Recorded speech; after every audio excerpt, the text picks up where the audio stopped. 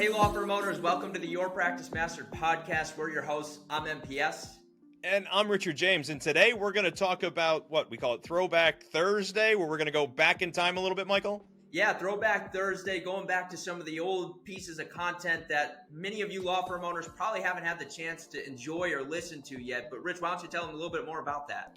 Yeah, look, I've been doing this for, 15-ish years. I've got over 120 pieces of content that I put out there for members way back when or for public consumption, but they've been lost in a black box or the mess of the internet and difficult to find. And so now we're going in and finding evergreen content that are eternal truths about what you should do to maximize the performance in your law firm, build systems that run your law firm, allow people to run your systems. And I'm teaching these what we'll call miniature master classes on how to accomplish this system building excellence. And we're going to post those to you, whether they're an interview or me talking one-on-one or teaching or doing a screen share, whatever it is. You might see me with a little younger face, maybe a little bit less gray in my beard. I might even sound younger, smoked a few less cigars, but the value information will still be there. Yeah, I mean, look, there's value bombs dropped in each of these. They've been highly curated from us to make sure we're getting you the most value possible. And we have one ask. Around here, we call it the gentleman's agreement. And so we invest our time, money, and resources in producing excellent content for you. So if this isn't your first time listening or watching to the pod, all we ask is that you go ahead and hit that like button. You comment down below if you've got any questions or you're enjoying it. And depending on the platform you're listening or watching on, you hit that follow or subscribe button and turn those bell notifications on. And hey, feel free to share it with your other law firm owner peers. Doesn't hurt, but we appreciate you guys. I don't know about you, Rich. I think we let them jump in and enjoy this. Yeah, man, I think go ahead and enjoy it. We've taken our time to try to remaster this, give you good audio, good sound, make sure we, as Michael said, hand curated it for you to make sure it's value add. And so I can't wait for you to hear and let us know whether you enjoyed this particular masterclass version.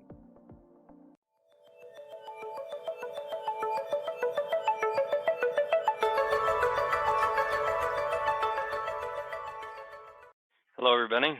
So today we're talking about the 7 steps to maximizing profit, the secrets you must know to avoid the cash crunch and put money in the bank today, right? So that's what we're attempting to do. I'm going to try to show you something that's happening real time in the thoughts and minds of the world that we live in. And again, this was originally designed as an interview with Blaine and myself. And so I had some points in here where I asked Blaine some questions. So I may very well go ahead and ask you folks some questions and you can answer them. And they can be rhetorical too. It's no big deal, but you want to go ahead and feedback through the chat feature. The chat can be found down on your control bar on Zoom, usually on the More section. I think the shortcut is Alt-H if you don't know where the chat button is, but you can go into the More section and go to the chat button. And then if you have a question or you really want to ask something, you don't want to go in the chat and you want to raise your hand, you always have the opportunity in the participants area. I believe you can go ahead and you can raise your hand and I can take a look at it that way. So without further ado, let's keep going. So again, I'm Richard James, and today we're going to work on how to get you some cash in the bank today. That's my goal. And so let's talk about it again. For those of you that are just joining us, this was going to be an interview. Blaine got called away on a family emergency. So rather than being an interview, it's going to be just the expert. So some of the slides may have questions on them as if Blaine was asking me a question. So I'm going to sit in 2 roles today. So if it feels a little awkward or clunky, just you know why, right? It's because if there's nobody asking these questions, I'm going to be asking them of myself. So here we go. On today's call, I promise that you're going to discover a couple of things, 3 things to be. In fact, I'm going to show you the 7 proven techniques for putting more cash in the bank today than you've ever thought possible. A lot of attorneys I work with that I meet for the very first time struggle with being profitable, struggle with making cash in the bank. And I'm going to teach you the strategies today that I used when I built the law firm with my own 2 hands. And then we're going to 7 them to be exact. So we're going to go through 7, not strategies, but techniques. So I'm kind of giving you micro techniques that you can use. And then there's one thing that your competition doesn't do that if you do it, you can be a hero to your clients. And we're going to talk about, and that's the second promise I make. We're going to go into that and what that is today. And then 3, I'm going to give you a step-by-step guide to avoid the dreaded cash flow crunch. Again, most what I hear from new attorneys who come to our world for the first time is that they're struggling with income at some level. They want to make more, or they don't have enough, or they don't have any. And developing a system for that is vital. And so that's what we're covering today. And the open Q&A is going to be at the end. So at the end, we'll go through this step at a time. So let's keep moving forward. So who's going to benefit most from this webcast? Well, first of all, I've decided in 2018 that I'm going to put more of myself out there. So, what I used to believe, it's a funny story. For years, I believed that the information that I had was really the gold, and I'd learned these secrets that I could share with you attorneys, and you could, make the most out of them. And I still believe that to be true, but I don't believe it's enough anymore. I've now witnessed what it's like for attorneys to work in peer groups. And so I've made a decision and a commitment to put myself out there to really share the information and not look at it as you're going to pay for the information. I'm really looking at, in our world, is when people become clients of ours, in addition to the information, they're really paying for a membership to be in a community, which is something that's unique to law. And we found that to work. And so I've decided to put myself out there in 2018 and share more of my information with the attorney world at large. And we'll continue to drive more traffic to these webinars that I'll do every month. I'm going to try to do one every month for everybody. And I'm going to cover the really important topics and the things that you need to know about. But the people that will benefit from this the most, this specific one, is there are really three types of attorneys that I come across. And that's whether you're in my client world right now, or you're a member of our programs, or you're a guest here today. You're in couple of three camps. One, you might be struggling because you don't have enough time. You work too many hours a week. You can't get home in time for dinner. You can't take a weekend off regularly without feeling guilty because the work's getting behind. You certainly can't take a vacation without your cell phone and your laptop attached to your hip. And that may be you, and if it is, I understand, I've been there. But systems is the key to this, and this particular system is one of the first systems you need to know to be able to break free from that. The second thing that the reason people come to us, or that I find them in our world, is because they're struggling with money. Either they don't make enough money, they literally just don't make enough money. Yeah, the average attorney in America makes $48,000 a year, according to the last statistics I read. And they went into debt oftentimes $200,000+ to get through law school. The fact that I've got a 19-year-old son who's an entrepreneur by nature, and he's likely going to make that much money from his dorm room this year. I'm not bragging on my kid, but he doesn't have any professional licenses or anything. I think it's really sad that somebody in the legal seat sitting with a law degree who can help people to the level you can help people, really, in my opinion, are the heroes of your communities, can't earn the type of living you need to earn so that you can have some freedom and some lifestyle for you and your family. Some folks, attorneys that I meet, they're making enough money, but they're just not making the profit they need to make. Like, most of their money comes in as salary. And so they just don't feel like they're making the kind of money they deserve, or they're working really hard to build their business, but there's never a profit at the end. They just make a high level salary. And that's okay, I guess, but really business is to be profitable. And the reason we want to be profitable is because we want to help more people. I want to be profitable so I can pour some of my profits back in so I can attract more attorneys and I can help more of you. You want to be profitable so you can pour your profits back in, or a percentage of them back in, so that you can help more clients with the needs that you have. And then finally, the people that I find, the attorneys that I find that are attracted to us in the last camp, is that they don't have a system in place to retire with. And so they want to sell their practice, or they want to succeed their practice to somebody, or maybe they want to have somebody else run their practice for them. But one, that they struggle with having the money to be able to do that because they can't see how they can afford another salary to bring in, or they don't have the systems in place to make their firm valuable enough or attractive to a buyer. And so they're struggling with that. And so maximizing profit is a huge step in the direction of moving your firm from one level to the next. So those are the three fundamental reasons why I found that attorneys find us, and those are the people who are going to really benefit most from this role. Let's put it this way. If you get all of your business by referrals, you're paid, at above average fee, you have no issues with getting paid whatsoever for the fees that you charge. You make more profit than you can handle. You take as many vacations as you want. You're home in time for dinner, and you have your weekends free, and you have a plan for retirement. Then this kind of isn't your gut. And I'm glad you're here. Welcome. I'd love to meet you because I don't meet many who have that all together. I think somebody would argue that there's probably more that I need to have together in my own life because running a business is messy and it's always changing. So hopefully that everybody here could benefit from this today. Okay, we like to get started the same way at all times. If you can't see me, I don't see a lot of you with your video. So I see that you're on, but I don't see a lot that have video. Let me see. Yeah, really, everybody's dialed in. So not a lot of video. This is a live webcast. You can sign in via webcast. So you can see my screen. I do have screen shares up, and you can see me if you're on a video or you have a computer screen. You should be able to see me. But so I can't see what's going to happen right now, but I'm going to ask you to go ahead and take an oath. There you go. Hey, go ahead, and we're going to take an oath, right? Because I believe that while I work with attorneys all the time, and here's what I know about attorneys. They all believe that their practice area is special. They all believe that their practice area, what I'm going to teach now, isn't relevant to them, or maybe relevant to somebody else, but for whatever different reason, it's not relevant to them. And I get it. I get all the reasons why their business is different or unique.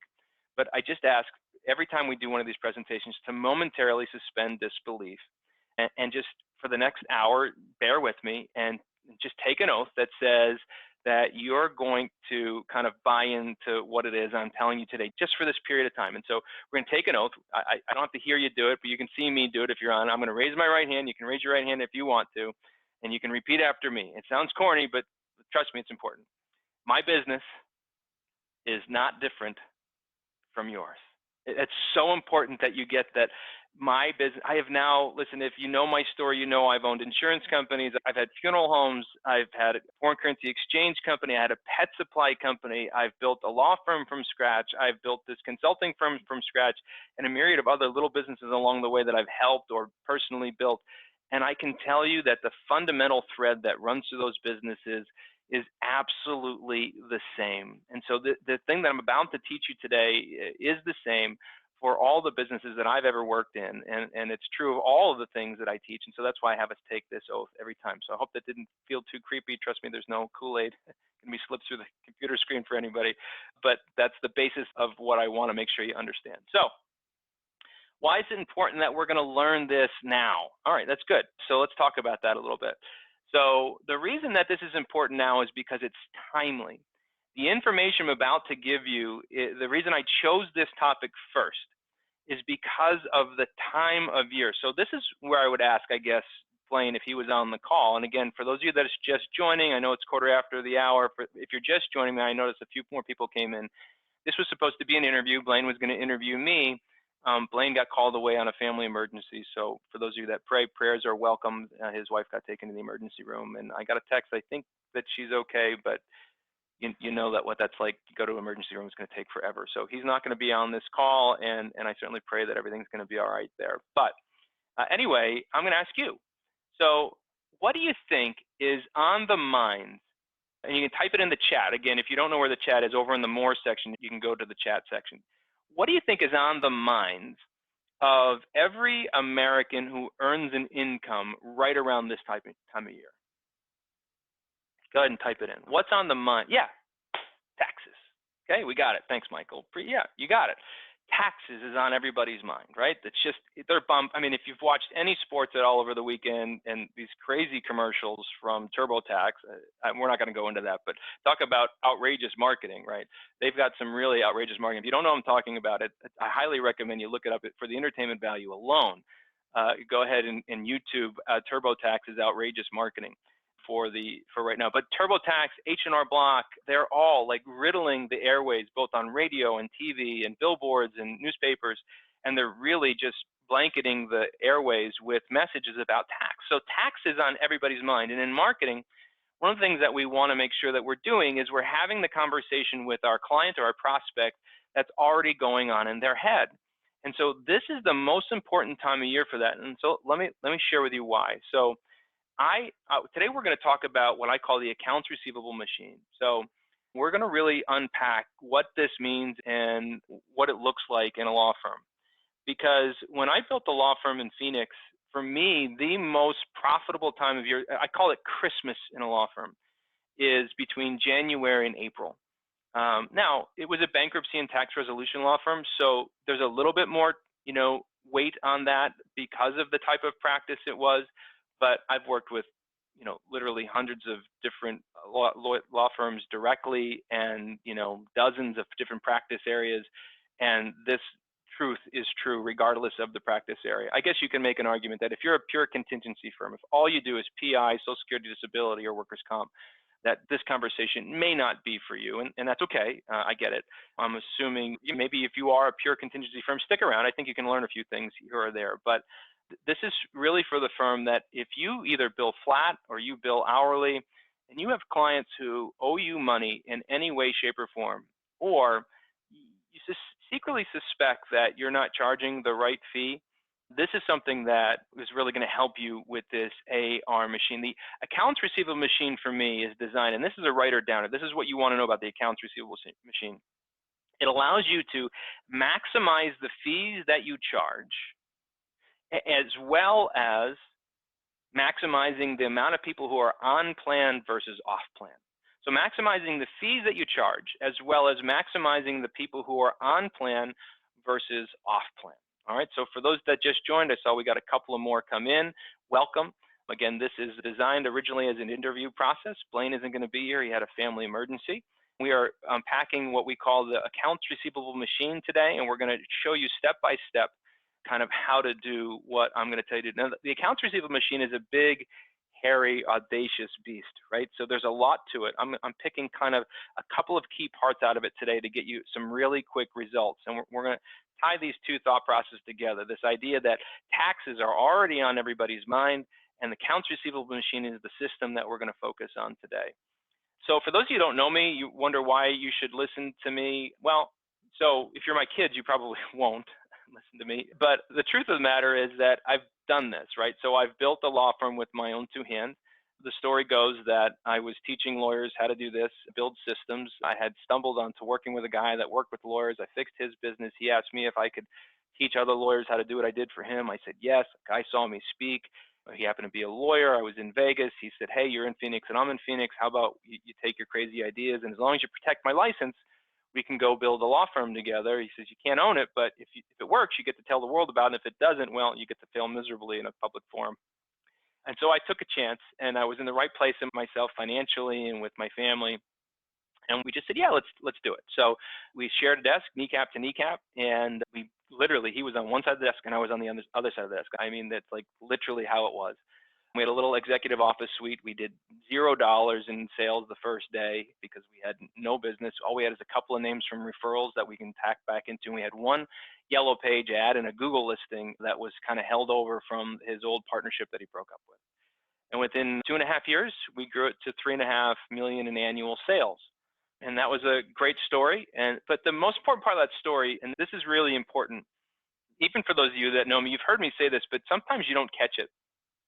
The guy that I partnered with, and I don't tell his name anymore because really he got so sick of, I do so many of these, he got so sick of being hammered by everybody. I just promised, about 3 years ago that I would stop giving out his name because quite frankly, he was just getting hammered. You'll just have to take my word for it that the story really exists. But anyway, he had a lifestyle that was unbecoming to what he wanted to achieve. He had a young child at the time, never was home in time for dinner, worked every single Saturday, hadn't taken a vacation ever since he became a lawyer, which was, I think it was about 5 years at that point. But he was already successful, so his firm was already doing well financially. He was making more money than most people thought that you would make as a 5-year attorney. I'm talking multiple six figures. But the problem is he wasn't free. And so the question was, could we build this for him so he could accomplish his income and still gain his freedom? And we did. We grew it to that $3.5 million. What's important to know is his income didn't necessarily skyrocket, right, in the early stages, but his freedom did. Within a year, he took his first vacation for a month. He was never in on Saturdays unless he and I swapped on and off. And he only worked nights if he really felt like he needed to, but it was very rare. So that's the most important part about that. And so the reason why you should listen to me is that the other reason is I've worked with hundreds of attorneys to help them understand how to do this. And the ones who grab it and get it really make a difference.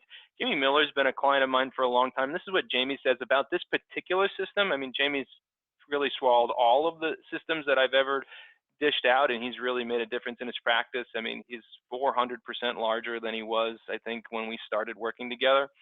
But And his first goal, by the way, was he wanted to take Saturdays off. That was all he wanted to achieve. And I don't know if he's on the call. If you are, hi, Jamie. But anyway, this is what he said to me about this AR machine. He said, before we used to have stacks of client files who owed the firm money. So, there's a bankruptcy attorney, so they took the case for, a little bit of money down, and then they owed them balance. And they literally lined the walls of this one office. But once he implemented the accounts receivable system that we laid out for you, and Mark Demmer, who's on the call here, he helped Jamie with this. The files are gone, and the money is in the bank, and the staff feels confident. And I think this is the most important part, and that's why I underline it. The staff feels confident that when a client hires the firm, they're going to take them to the finish line. Regardless of the type of law that you practice, if your client doesn't pay your bill, you're probably going to withdraw from the case at some point. You're not going to take them to the finish line, and that's what was happening in Jamie's world. They were doing a great job of marketing. We'd fixed that problem in the very beginning, but they were getting all these cases that weren't paying their bill, and then we put the AR system in place, and that problem went away. So that's what this is all about for me, is really having you keep as much money as you can flowing into the firm, because that creates more profits and ultimately allows you to help more people. Yes, you get to make more money as an owner too. I don't have a problem with that. But really, it allows you to have a healthy business that can help more people. So let's keep going.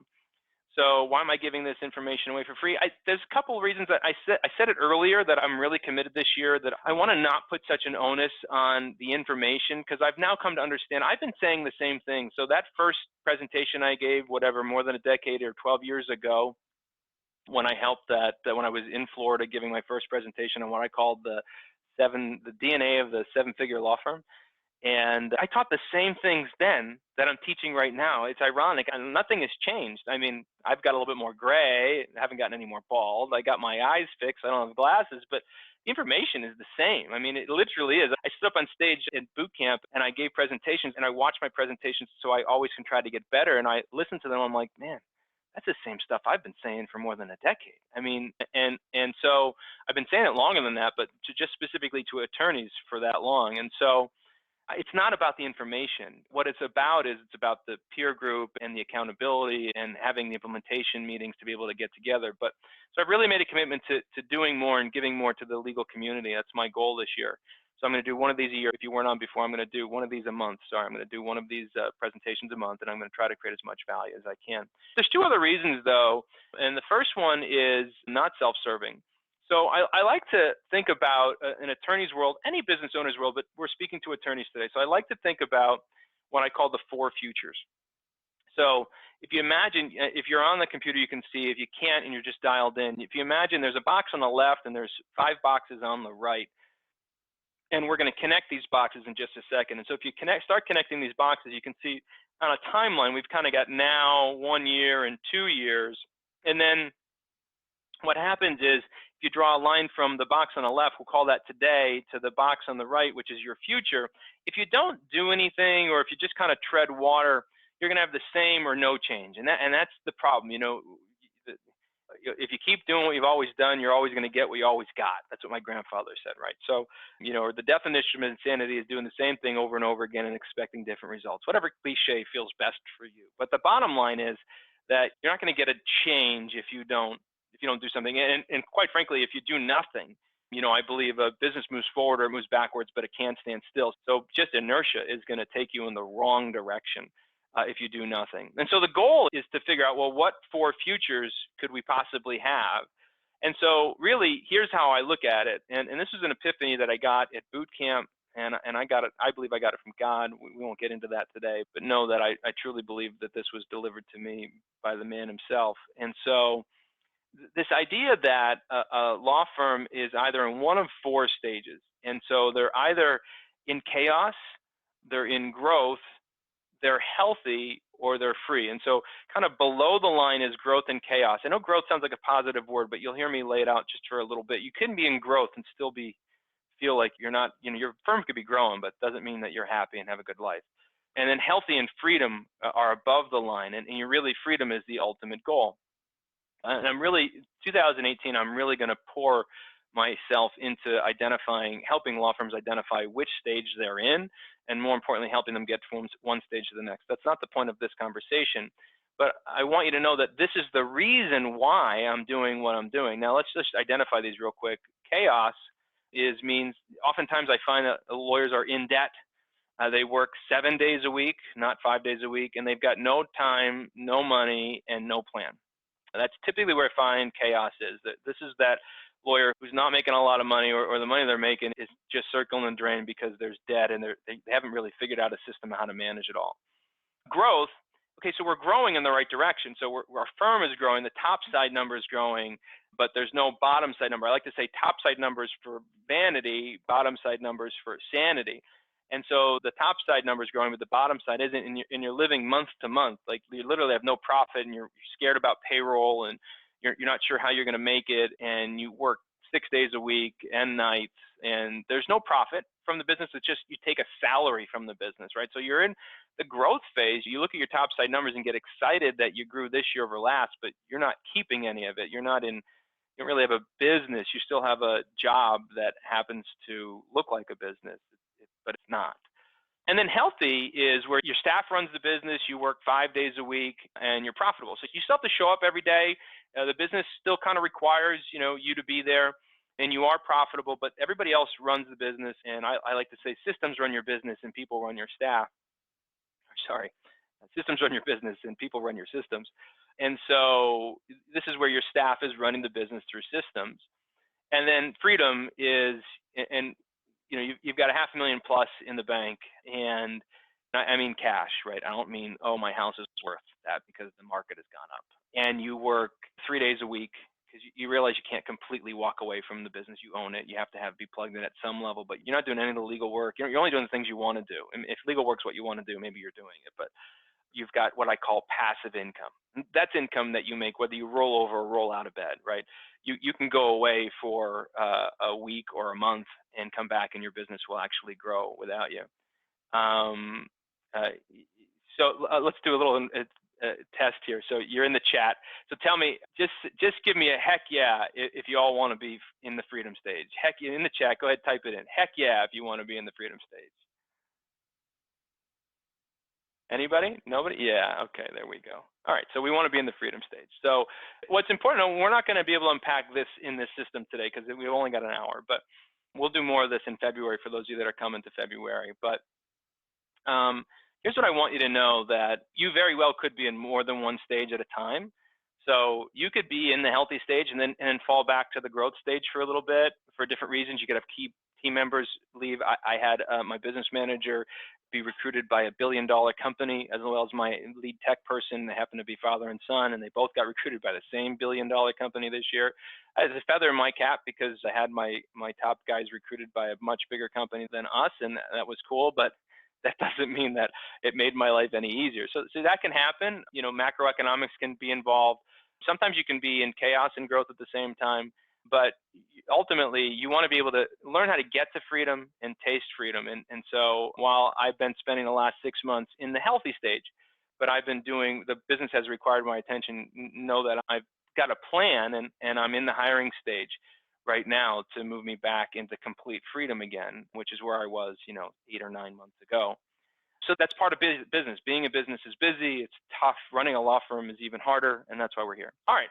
So that's the first reason. So that's the non-selfish reason. The selfish reason is if you've, by the way, sorry, the goal is to go from chaos to free, right? That's the goal. And the other thing I want to mention is that while this is like a 3-year cycle oftentimes to get to freedom, I got this now 1 year, 2 years, 3 years, there is what I call a phenomenon where you can go from where you are today and in like less than a year that you can get to freedom. Now, I'll warn you, that takes an awful lot of work, and that we're not going to get into today. And it takes an enormous mindset change that attorneys, I find, have to go through. So while I want to inspire you, it's possible, and I have seen it happen. Howard Snyder is probably the best example. I don't know if he's on the call today, but he literally went in 60 weeks from where he was to completely free at times. And so I've seen it happen, and I've seen it happen more than once. Howard is probably the most recent story. I would say that Todd Farmer and Sam Wright also experienced that. They were the winners of the EAY challenge this year. And we had Mike Chastain, who still practices law, who was a finalist, and Buck Mallory, who still practices law, and he was a finalist. So I'd say Todd Farmer and Sam Wright, as well as Howard, are the two that got there in that, that 12-month period of time. So it's possible. But I'm not making that promise to anybody. You really have to and you got to let it all on the line to be able to do that. So the selfish reason that I'm telling you today, if you're not in our world, that I just want to invite you that if you want to know more about this, you want to know more about us, we try to put the wood in the fireplace before we ask for heat, but go ahead and you can schedule some time with us. This is what the site looks like. The website is therichardjames.com/PPGP. That's Peter, George, Peter. And it really stands for Personalized Practice Growth Plan. And that's where we're going to invest some time with you. We schedule 20-minute appointments to kind of unpack where you're at. And oftentimes we'll take a little bit longer than that if you've got some time. And we'll share with you maybe how you can figure out where you're at and how you can move from one stage to the next. Okay, that's the last of the crash commercial. So here's my first promise that I was going to give you 7 techniques. Let's get into the meat of it, all right? 7 techniques. So we're going to talk about the AR machine, the 7 techniques. The first of the 7 techniques, and I'm running on time, and we've got about the right number of people, so I don't have to do any more commercials for anybody who's new on the call. So inspect by report. Now, if you've been around me long at all, you know that I believe in 3 parts of any system. The first is harvest every single piece of information about every single thing, every single time. The second is inspect by report. And the third is automation. That's how you build a system. If you've never heard that before, it's a writer downer. That is harvest every single piece of information every single time. Second is inspect by report. And the third is automation. Oh, cool. We've got a whiteboard up there. Neat. Don't know how that happened, but we're just going to run with it. So we've got this concept of inspect by report. So what does that mean in the first technique? Well, the first technique really means that you need to know in your AR machine who owes you money. So the first step, when I've got lawyers who come to me, they go, I'm not making enough profit. Okay, the first thing I do is I start diagnosing where they're at. And so I start asking questions like, okay, how many clients' files do you have? How many of those clients have an open balance? Of those clients that have an open balance, how many of them are what I call on plan versus off plan? So they've agreed to hire your firm, they've agreed to the fee structure, they've maybe agreed to a payment plan or not, but they're on plan with you, that you consider them, they've made their payments as you expected them to make their payments. And what I find is most attorneys can't answer these questions. So before we can put this system into place, you need to know that if you don't know the answers to those questions, I'm not beating on you, I'm just telling you, you got to know them. So the easiest way, and we're not going to get caught up into fancy software today. So listen, the easiest way to do this is you've all got client files, you all have matter files that tell you kind of where you are with your client and what the case value was and whether they've got payment plans or not. So that information is somewhere, likely in a file. You just have your son, your daughter, an intern, your wife, your husband, your secretary, somebody in the extra hours of the day. Just go through the files and start compiling a list and just put it on a Google sheet. So a Google sheet, not an Excel sheet, go to Google. And the reason I want you to use Google is because multiple people can share it. And so you just have to make sure you know who owes you money and how much they owe you, and are they on plan or are they not on plan? That's so important. So does anybody have any questions? If you have questions, you can go ahead and put them into the chat. If not, I'm just going to keep rolling. So I'll keep my eye on it. But really, and again, at the end, I will open up for just general Q&A, so you can write questions down too if you don't want to break the flow. So that's technique number 1, inspect by report. If you don't have that, you have to have it. So let's assume that you either have it or you're going to get it. All right. Now, this is my second promise that I made to you. I told you I was going to teach you one thing that your competitors aren't doing, and this is called create a simple offer. So here's what I want you to do. And this is a super simple system that I'm going to tell you, so you're going to want to write down, all right? So we talked earlier, if you weren't on the call when I asked this question earlier, I said, what is the one thing that is on the mind of every single person in America who earns an income right now? And the answer was tax, all right? That was the answer everybody came back to. So yes, taxes. The big boys are already doing your job for you.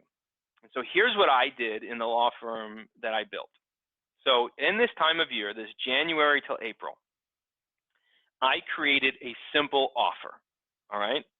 And all the offer was is I went out, I put an ad in the paper to find a bookkeeper, all right? And I found a bookkeeper, and you think that it would be hard to find a bookkeeper this time of year, and I got to tell you, it wasn't. I found one. and I found a bookkeeper who was looking for what I call wholesale work. So if you know anything about the tax world, to go get your taxes filed at H&R Block or whatever is typically around $250 to $400, for a simple filing, right? And TurboTax is putting on the whole, it's free, right? So there's already this thought that's going on in their mind that it's possible that it's free, but many people don't want to do it on their own. It's free if you do it on your own, but it's not free if you hire somebody to do it. So there's already a price point kind of put out there for people to have their taxes done. However, when you hire a bookkeeper that does it as a wholesale work, because you're going to give them work in bulk, you're going to find that they're going to charge you $50 to $75 to do an easy return. And most people just need an easy return. So what you need to know is you need to find yourself a wholesale bookkeeper that'll do it for somewhere between $50 and $75. And they work with the client, they harvest all the documents, they do the filing, and you get it done. Now, here's why this is important.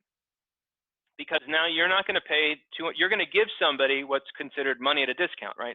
You're not going to charge them anything for this. Your offer is going to be that you'll do their taxes for free, for the 2017 tax filing year, okay? And so I just want to it's just a simple offer. The basis of the offer is we are going to do your taxes for free. So that's kind of the headline. Not here's how you get your taxes done for free if you do it yourself. No, we're going to do the work for you, and we're going to do your taxes for free. And as a firm, it's going to cost you $50 or $75 to do that.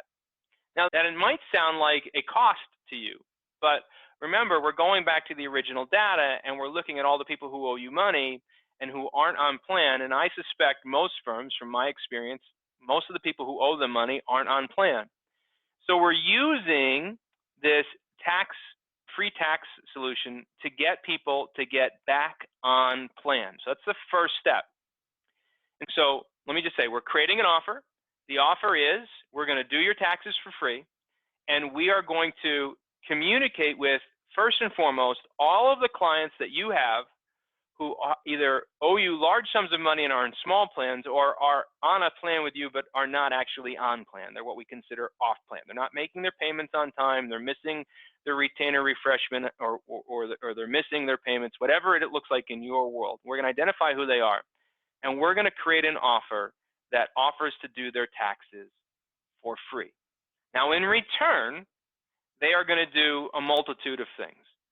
Either they are going to get on plan with you, they are going to pledge their tax return to you, possibly they are going to pay you off in full right now and with a credit card, knowing that you're going to get their taxes filed and they're going to pay their credit card off with the returns. I couldn't do that in the bankruptcy firm because we couldn't take credit cards. We can only take debit cards. So for us, it was oftentimes used as getting them back on plan and making a pledge of their tax return to pay us in full. And that's how we did it. So the agreement was, we'll do your taxes for free if you agree to come get on plan with us. So get on plan first, not we'll do your taxes, then you get on plan. No, you come up to being on plan, whatever that looks like. If you were paying $200 every 2 weeks and you're 2 months behind, we need you to get the $600 and get on plan. Or I'd work with people and say, okay, listen, you can't get the $600, let's just start new. Let's make the first $200 payment today, and 2 weeks from now, we're going to make a $200 payment again, and we're going to get back on plan. Or if the $200 was more aggressive and I needed to change it, we would change it. If it needed to be $150 or $100, I didn't care. What I cared was that they were going to get on plan with me.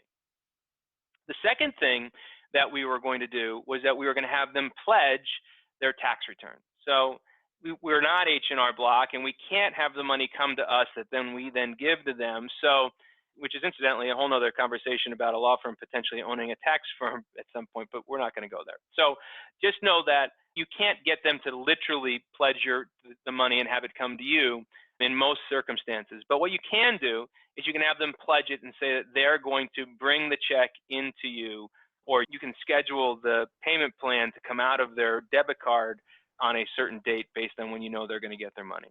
All right. So that's the goal. The goal is to get them to pledge. So this is the simple offer. Now, your competitors aren't doing this.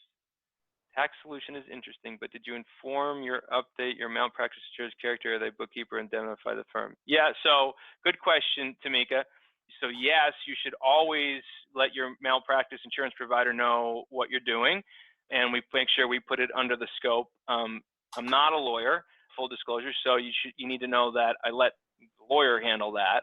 But yeah, for sure. I mean, anytime you're in business and you're adding a new service area, you want to make sure your malpractice and your E&O insurance is as well as your general liability insurance is made aware. So that's what we're going to do. We're going to do a simple offer, straightforward. Everybody get it? I'm assuming everybody gets it. I'm going to keep going, ask if you need to. All right. The third technique is now we are going to take the offer and we're going to communicate via email. This is what I want to talk to you about techniques. So again, if you're not in my world and you don't have Infusionsoft or Aweber or Constant Contact or some system that's managing your emails and you're still using Outlook, I don't want you to get caught up in, oh, I don't have software to do this, okay? We're not building out a fancy campaign that's going to turn on and turn off. I'm literally saying we're just going to send an email offer out. Maybe we'll send it out a couple of times throughout the year. And if somebody comes in and takes advantage of it, we may have to take them off the list. But I'm just talking about building, even in your Outlook account, just sending your emails, a batch of emails through your Outlook account to your existing clients. Most people don't have hundreds and thousands of clients that owe them money. There are some firms that do, and if you do, you probably already have a system to manage your emails, and you don't need to use Outlook. If you're a smaller firm and you have a couple of dozen people who owe you money, we're talking about putting money in your pocket right now. You can do this through Outlook, okay? But just the email is, make sure you use a subject line that is attractive. So, hey, I want to share with you how I'll do your taxes for free, or, use their first name. Hey, Rich, if it's an email program, they can do this pretty easy. I'm going to do your taxes for free, or more information about getting your taxes done from free from this law firm. You'll test different email subject lines. But my point is, I'm not as interested as the subject line on the copy, and I don't need you to make it really complicated. It's literally just as simple as, Dear John, I hope this message finds you doing well. This is Joe from the office of Joe Smith. I'm excited to serve you in your case. I know we've communicated in the past about your outstanding balance. I want to put that aside for a minute and just let you know I've created a program that I'm going to be able to do your taxes for free. I thought it might be interesting to you. Let me know if you'd like to schedule a time to talk. And that's it. And if you don't want to talk about their open balance, don't. But just keep it simple and just have them email you back if they want to schedule a time to talk. It just doesn't have to be that complicated. I promise you, if you just do this alone, you'll start getting responses immediately. And it's really the most important part, is starting to get responses, okay? That's step one. Step two is you got to do it through text messaging. Again, if you're not a firm that has a fancy piece of software that does this for you, and they're not expensive, but I don't want you to get into getting complicated, go down to your local phone company that you have and add an extra phone line for a couple of bucks a month.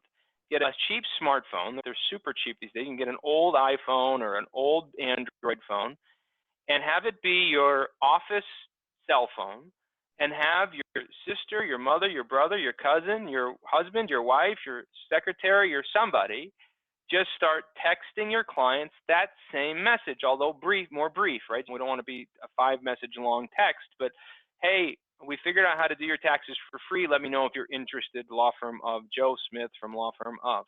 Just something simple. Again, we're going to communicate using what I call the 5 senses of communication. In this case, I'm talking about 4 of them today.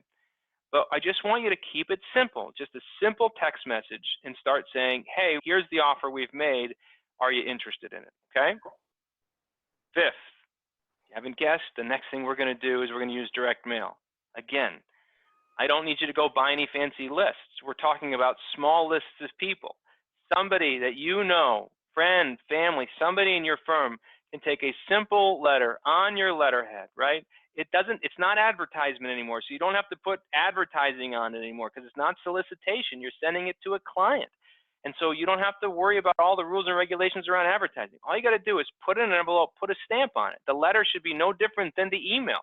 You should do all of these because not everybody, listen, only 26% on average of people open email rates. And oftentimes it's lower than that if depending on your list or how old their emails are. Text messages are great, but not all firms have cell phones for every one of your clients. You should, which is bringing me all the way back to harvesting, right? If you're not harvesting the right information about your clients as you're going through, we've got a challenge, all right? So, but I don't want to digress. But direct mail, pretty much everybody's going to open it, especially if it's on the lawyer's envelope. They just typically are going to open that mail because you're their firm that they hired. You can get fancy if you want and send it in certified mail. You could send it in FedEx if you want. I mean, if the balances are big enough, you certainly can do that, and that will increase open rate. But right now, all I care about is we start sending this message in direct mail. And then finally, the sixth technique, and this is the one where I think most people miss it.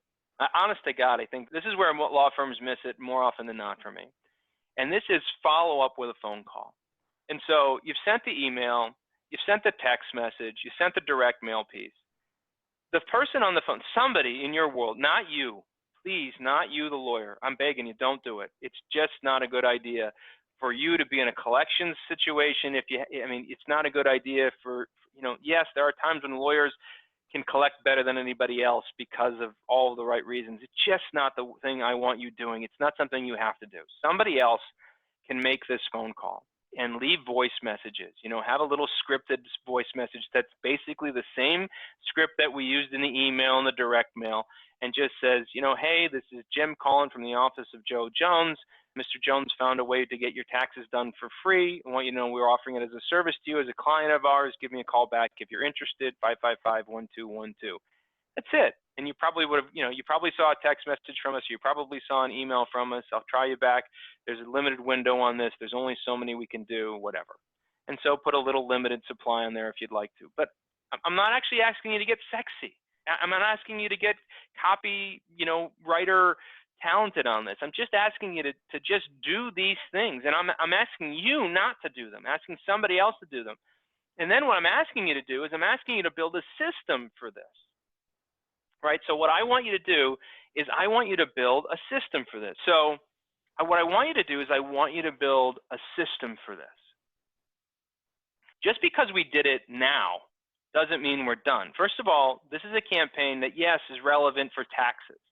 But if we created an offer. We just happen to create an offer that's going on in their mind. Well, you could certainly create an offer that's going on in their mind, and you can have it be about summer vacation. You can have it be about going back to school. You can have it be about the holidays. You could do some other sort of offer, and you can discount their open balance. You can do other things. You don't just have to do free taxes. I'm just happening to use that right now because it's relevant, and this is the time where people happen to be flush with cash. I was talking to a friend of mine who's moonlighting he's a controller at a big company, but he's moonlighting at an H&R Block, and he's doing it because he wants to find out how they operate because he's thinking about opening up his own little side tax practice. And so he's working for $12 an hour and giving his labor to this company to figure it out, which is a great lesson in and of itself. But what I want to mention is that, he was telling me about all the people that are getting $3,000 and $6,000 kid tax credit returns. So they didn't make enough money. They made $20,000 or less than $20,000 a year. And so their taxes are, whatever that tax line is exempt, but they have 2 or 3 kids and they get tax credits. And they're literally getting a refundable tax credit from the government. And oftentimes these are folks that you find in your world. And so they are going to be flush with money now more than ever. So I promise you, this is the time we want to pay attention to this. But I want you to build a system because, one, I want you to be able to repeat this next year. But 2, I want you to repeat it at different times in the year so that you never struggle with this. I also want to build a system for the next reason. So I want to create what I call a permanent solution. So I thought this was funny. I'm saying a permanent solution. But this is the Rocky clip, right? So when Mickey was telling Rocky he couldn't fight anymore, and Rocky it was Rocky 2. Rocky wanted to come back and he wanted to fight Apollo Creed again. And Mickey was telling him that he couldn't do it. And, Rocky was saying that he could, and Mickey kind of proved it to him. And he said, what's going to happen to you? And he says, he's going to hurt you, and he's going to hurt you. That's great. I love it. You love it. It worked today. It worked at the practice round. Okay, so Mickey says he's going to hurt your appointment, right? So here we go. Mickey is going to help you appointment. And there you go. It's going to tell me that the program is slow to respond. So not only are we having a problem with it playing, but it's telling me it's having a problem with the program responding. So here's what we want to do, right? So we're going to open up and we're going to do what we call the permanent solution. So what is the permanent solution? When you're on the phone and when you've got a phone, we want to do a reactive scenario rather than, a proactive scenario rather than a reactive scenario. What we find most law firms do is they are in a reactive mode, okay? So the 6 techniques. So follow up with a phone call. So here it is. I took that video out. So what we want to do is we want to do a proactive rather than a reactive solution, okay? This is the permanent solution. So let me ask you a question.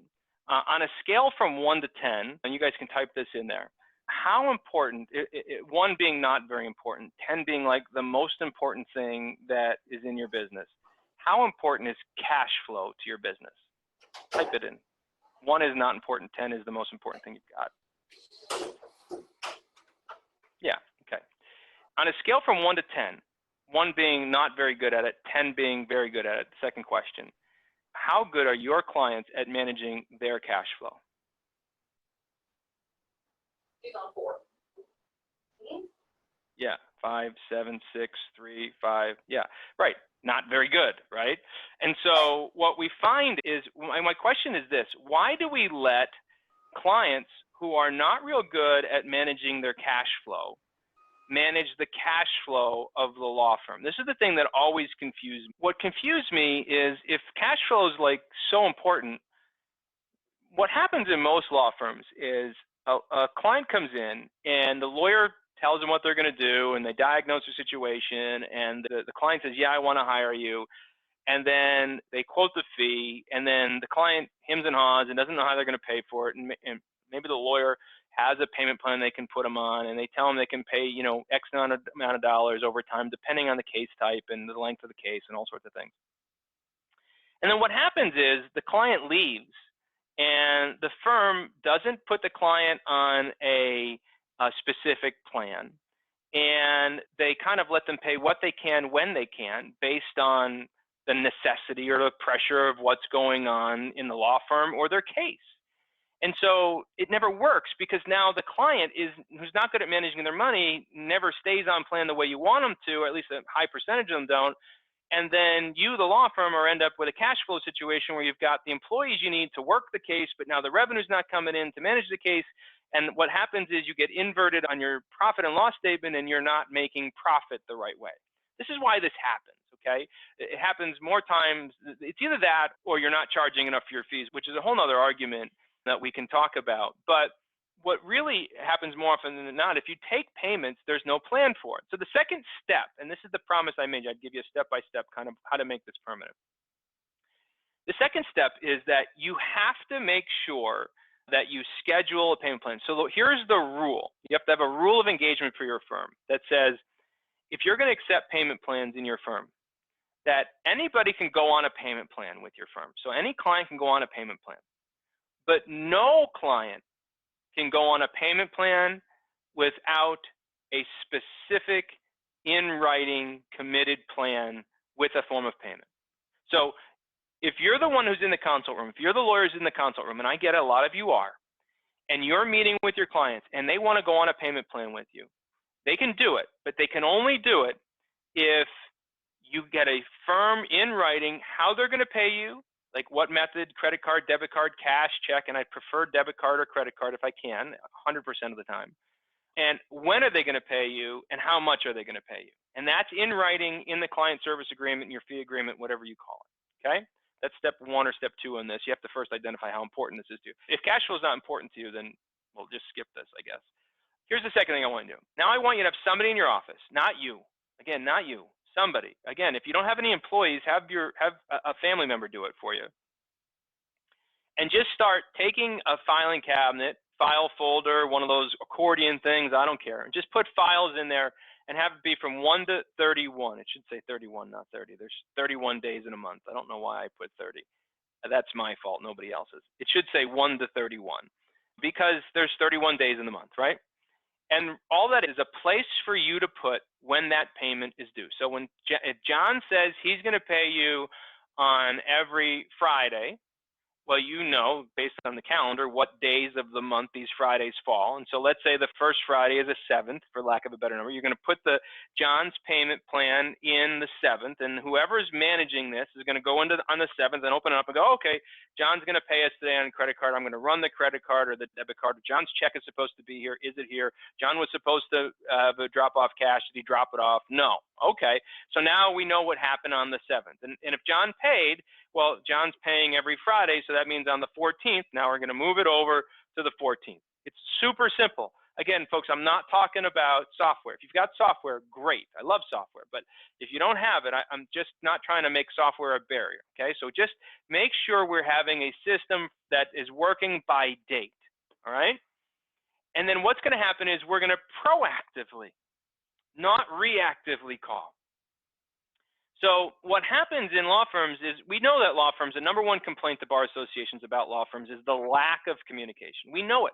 We know law firms are not great communicators for lots of reasons. Not because you don't want to be. It's because sometimes because clients are a pain in the rear end.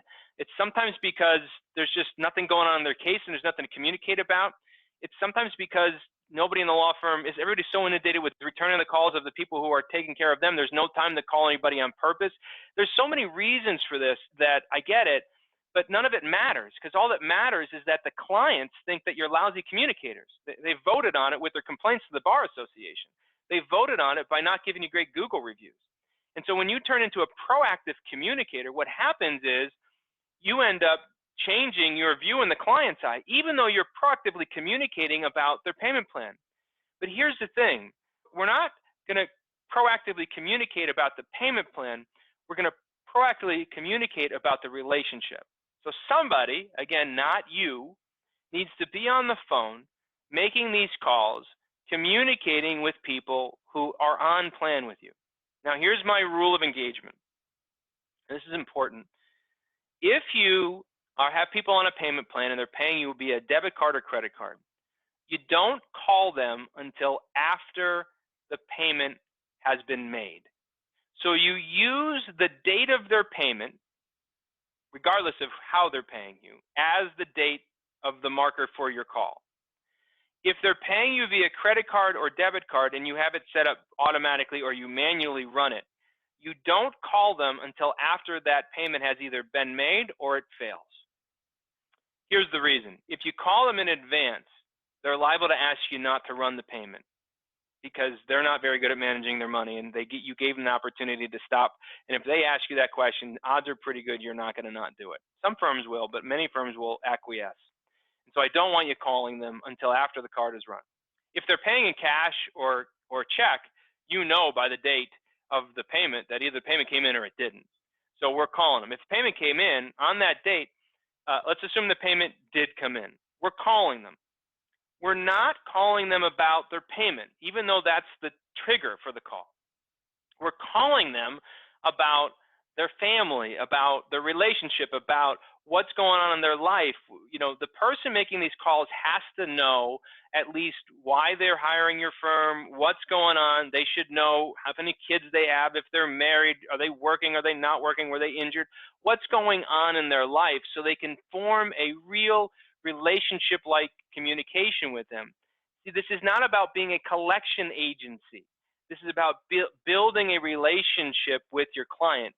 If you do that, you're going to have your clients love you more because you're communicating with them. And then at the end of that conversation, whatever reason you call them about their birthday, their anniversary, their kids, their whatever, the weekend, now you can then bring up, hey, by the way, want to let you know the payment went through and congratulations, you're one step further closer to being paid in full. Or, you know, hey, unfortunately, I didn't see the payment come through. Tell me, what do we need to do? How do I need to come alongside you to keep you on plan? They're going to tell you what's going on. I'm coming down later today. Oh, I'm sorry, I put it in the mail yesterday. Yeah, you know, I got my credit card got stolen. My debit card got stolen. I needed a new one. There's all sorts of reasons. But now proactively, we know. Here's the other thing. if we start this from the very first phone calls, from the very moment they hire your firm, as soon as they hire your firm, the first call they should get is from the person who's going to keep them on plan versus off plan. And they should build a relationship with them. If they start this in the beginning and they know that Sally's going to call them and Sally's sweet and Sally's kind and Sally cares, they're more apt to take Sally's call, even though they know they owe you money. And so that's what we want. We want them to take Sally's call. So how do we get them to take Sally's call? We make sure that Sally starts proactively calling rather than reactively calling. All right. Anybody have questions about this? No. Okay. The seventh technique, final technique. Let's take the offer and add it to your existing marketing. So once you get used to this and you know what to do, now you can use it as lead generation.